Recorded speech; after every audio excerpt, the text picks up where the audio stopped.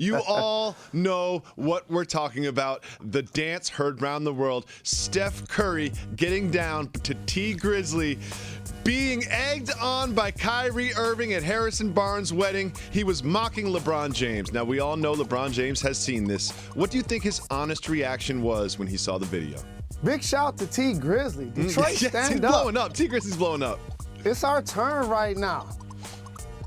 I'm not going to overreact to the video. I will. It's just, it should pull people behind the curtain into the modern day athlete to understand that while you're competing for championships and you're trying to do the best you can to build your brand and all of the things that come with being a professional athlete, a lot of these guys have a kinship with one another.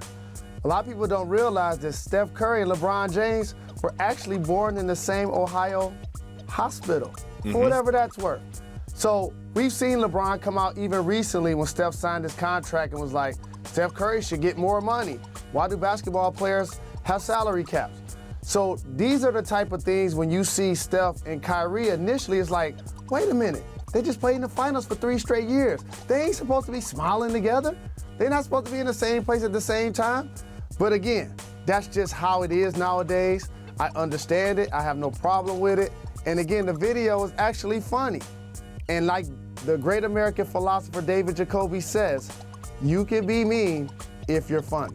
And I think after the 3-in-1 cookies and after the Ultimate Warrior t-shirt and those digs that LeBron had for Steph and the rest of the Warriors after he won the championship, I think that he has to charge this to the game, right? Like, is he really upset about this, you think?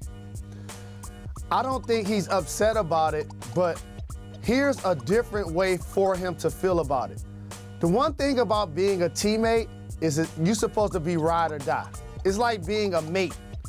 You're not supposed to allow somebody else talk about the weaknesses of your brother or your mate. And so if you're LeBron or people that are really close to him, you look at Kyrie like, wait a minute, it's one thing for Steph to be cracking on me.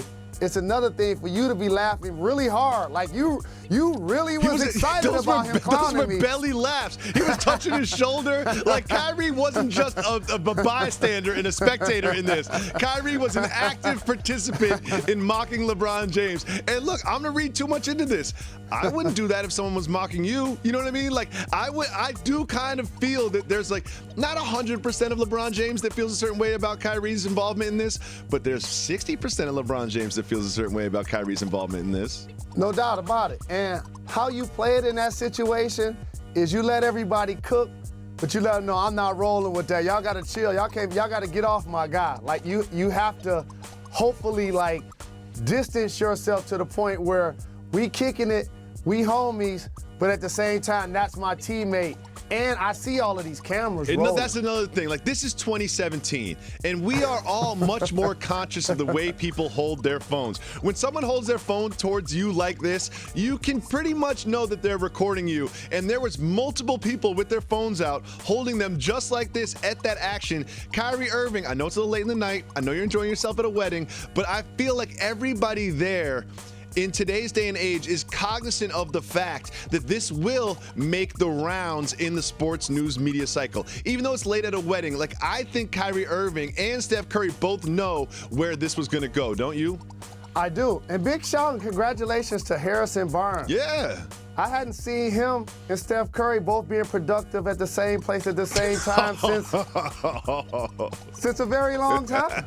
3 years probably. Because it wasn't in the NBA Finals. Nope. So, again, I understand that everybody's off wax and having fun. But when it is your teammate and it is your brother, a family member, a mate, while you can have fun, and you definitely should be doing so, you have to find a way to be like, no, y'all got to get off my guy. No, we ain't going to do it like that. Yeah.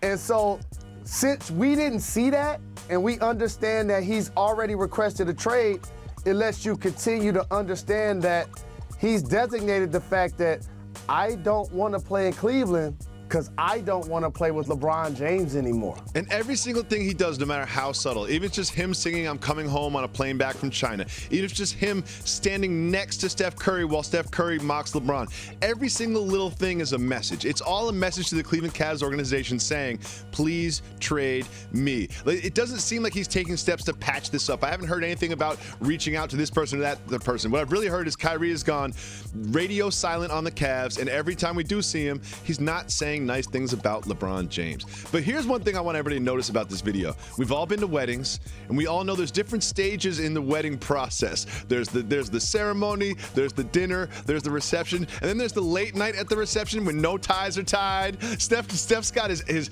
collar popping outside of the jacket. Like, it definitely seemed like it was a little later in the evening. Do you think any adult beverages were at play? Absolutely, as there should be. And also, the thing about Kyrie, people are going to say, why would he want to leave the Cavs? It's a successful situation. You get a chance to run with LeBron. LeBron's possibly leaving at the end of this year. It's not like he has a lifetime contract. I think Kyrie's just getting in front of the message. And also what's being acknowledged is that it's one thing to treat me like a little brother. It's another thing to son me. And I think when he felt like it went a little too far in the latter part of that conversation, that's when he felt like, you know what, I've established myself. I want to be out of here. And so, as you acknowledge, he has gone radio silent on the Cavs. The things that we see ultimately seem like indirect messages that's being sent to LeBron and or the team, but he's made it clear.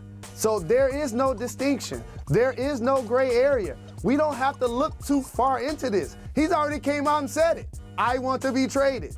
And if I'm the Cleveland Cavaliers, I'm saying, oh, another thing you made clear is that you committed to playing for this basketball team when you signed the contract. So enjoy training camp here in Cleveland.